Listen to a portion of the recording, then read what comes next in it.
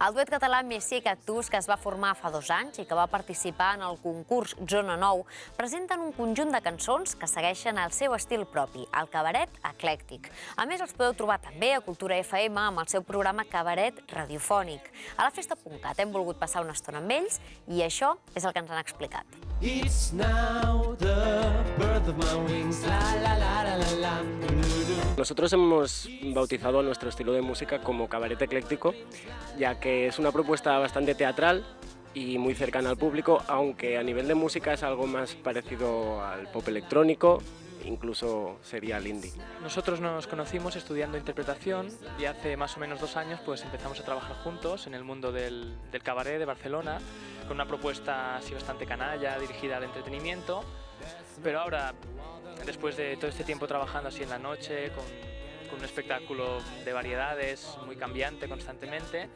empezamos a tener la inquietud de trabajar con nuestras propias canciones y empezamos eso, a grabar y a actuar con estas canciones más íntimas que a lo largo de todo este tiempo han ido saliendo. Came to light up my way, the piano played and I walked away.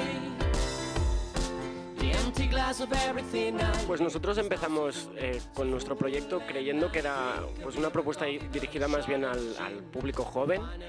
aunque luego nos hemos dado cuenta pues, que se ha ido ampliando y gusta tanto a niños como a gente ya más adulta, incluso pues, a todas las abuelas. Pues la verdad es que podemos estar muy contentos porque ahora mismo somos un grupo independiente, sin managers, sin discográficas, sin nada, y aún así moviéndonos por redes sociales, por Facebook, YouTube, Twitter, Bandcamp, pues hemos conseguido muchísimos conciertos, hemos estado finalistas en el concurso de maquetas Zona 9 en Cataluña.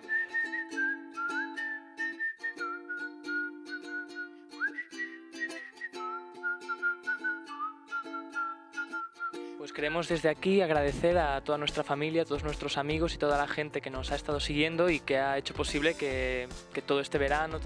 estos meses que llevamos con la maqueta y con todo, pues podamos seguir tocando, podamos hacer muchos conciertos y podamos seguir adelante. Para estar al día de todos los conciertos y todas las novedades nos podéis buscar en Facebook, en nuestro perfil de Facebook o en bandcamp.com, messiercactus.bandcamp.com, y allí podéis escuchar y descargaros nuestra primera maqueta a partir de 0 euros.